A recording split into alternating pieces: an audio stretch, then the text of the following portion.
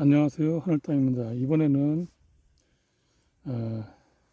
들깨 시 포트에 파종하려고 합니다. 옛날 어르신 말씀에 뻐꾸기 울고, 그다음에 이제 야상에서 자라는 찔레꽃 피면은 들깨 모종을 해야 된다 라는 말씀들 많이 하셨습니다. 지금 그 시기가 온 것 같습니다. 저는 지금 한 약 6,000개 모종을 할 거거든요. 이제 105구짜리, 그 다음에 128구짜리, 그 다음에 200구짜리 이렇게 이제 집에 있는 모판을 재활용하고 있습니다. 대충 담는 거는 보여드렸고요. 다시 한번 보여드리겠습니다. 담는 거는 이렇게 해서 담으시면 되고요.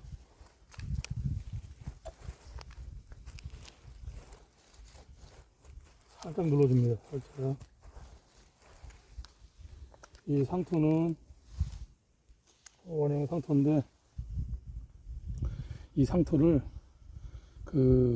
물로 섞어서 약 수분 함량이 한 70%, 80% 비율로 섞어서 물과 섞어서 축축하게 할 수도 있고요. 저는 이제 이렇게 건조하게 합니다. 절차를 좀 줄이기 위해서.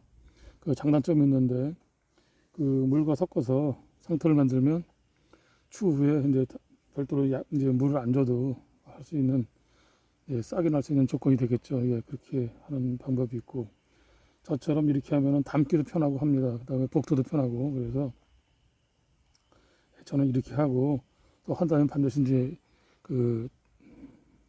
물을 다 마친 다음에 이제 물을 줘야겠죠. 저는 이 방법을 쓰고 있습니다. 그리고 포트 보시면 시범을 보겠습니다. 보시면 맨 위에 거 살짝 이렇게 눌러주시면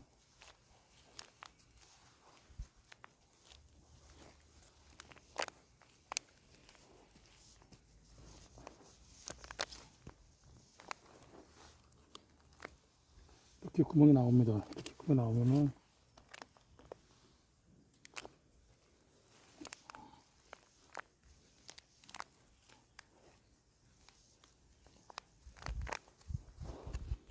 눌러주시면 별도의 별도 작업 없이 요 홈이 파집니다. 여기다가 이제 씨앗을 2개나 3개 정도 파종하시면 되겠습니다. 이제 파종 방법을 보여드리겠습니다. 자, 그러면 이제 파종하는 방법을 보여드리겠습니다.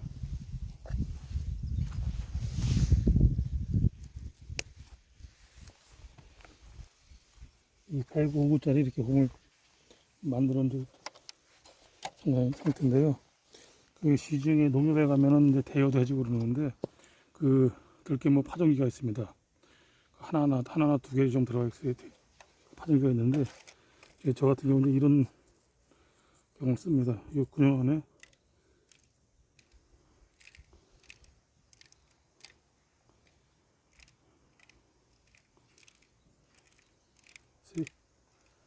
한 3, 4개 정도.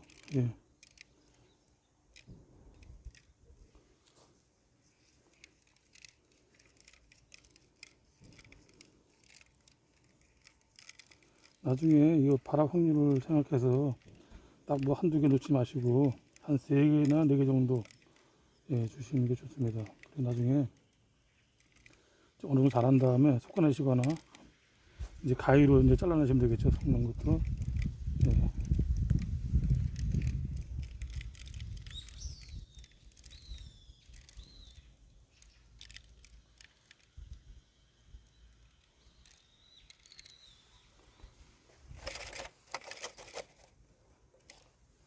보이실 겁니다. 들어갔죠. 그런 다음에 이제 싹 덮어가지고, 항상 씨앗은 덮는 두께는 씨앗에 제가 항상 말씀드렸다시피 철칙입니다. 1 내지 3배인데 씨앗이 적으면 한 1배 정도 덮고, 씨앗이 좀 크면은 한 2, 3배로 덮으시는 두께가 가장 적당합니다. 이렇게 하면 이제 모판 과정이 또 이제 관계 끝난 겁니다. 그래서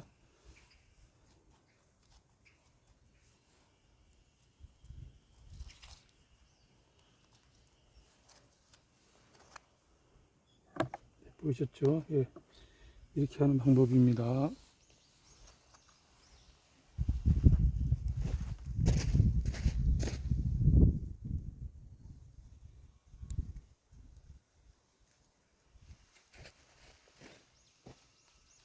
저는 한 6,000개 하는데 6,000개에서 7,000개 정도 하는데, 예, 이 모파는 그 봄에 모종 사거나 이럴 때 이제 나오는 게 있는데 저는 그거 재활용하고 있습니다. 예, 그거 하셔도 되고요. 웬만하면 들깨 그 씨앗은 발화가 잘 되니까, 네, 너무 걱정 안 하셔도 됩니다.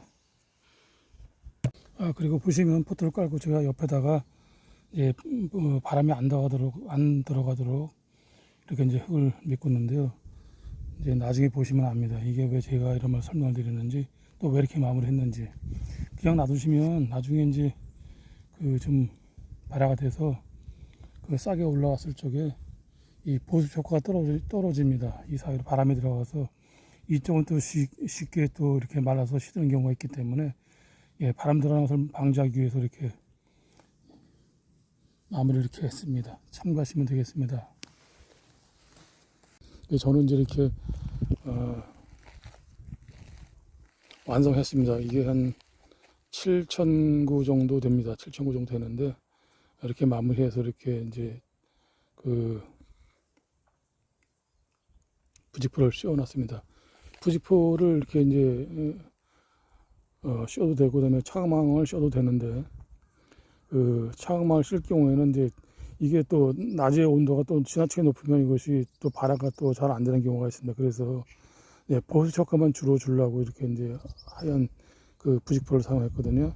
예, 부직포를 주로 이제 사용하는 이유는 뭐냐면, 첫 번째 그 보습 효과가 좀 지속된다는 거 하나, 두 번째 그다음에 조류 피해를 예방할 수 있겠죠. 예, 조류 피해를 예방할 수 있는 거 두 번째.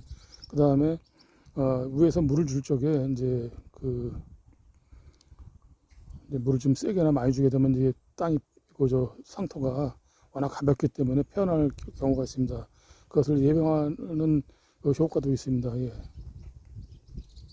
그다음에는 이제 검은 차광망을 쓸 경우에는 이제 잘못하면 이것이 발화됐을 때 이제 뽑히는 경우가 있거든요. 예, 근데 이것은 뽑히는 경우는 없고, 대신에 그 싹 나온 것이 바로 보입니다. 예, 쉽게 보일 수 있기 때문에 저는 이제 이 하얀 부직포를 이렇게, 예, 사용하고 있습니다.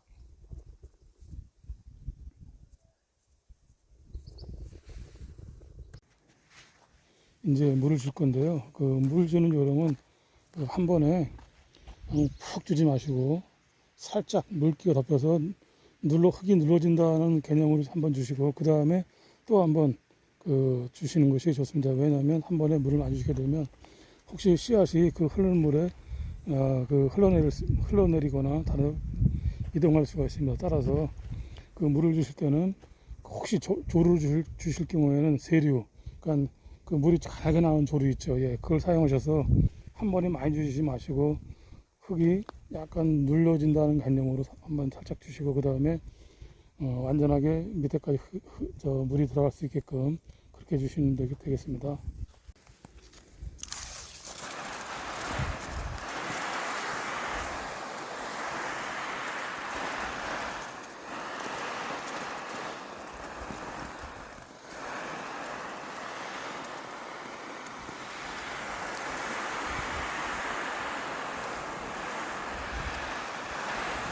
이렇게 보이시죠?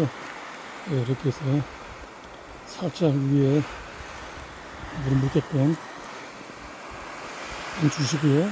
물 주시는데 보통 시간은 새선도 한 4시 이전에 주셔야 찬물이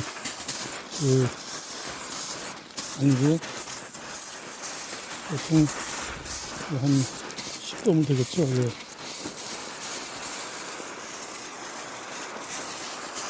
찬물을 주시면 안 됩니다. 그리고 발화가 될 때까지 보습은 계속 유지시켜 주셔야 되는데, 약 70% 정도 이상 되면 발화가 되거든요. 수분이 그 정도 되면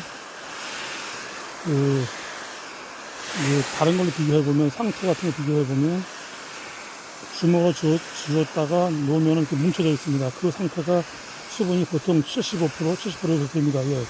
그 정도 상태 되게 해주면은 발화는 되니까, 예, 그런 상태로 계속 유지시켜주는 것이, 예, 발화에 도움이 됩니다. 예, 참고하시면 되겠습니다. 이상으로 하늘 땅의 들깨 씨앗 파종에 대한 전반적인 설명을 마칠까 합니다. 감사합니다.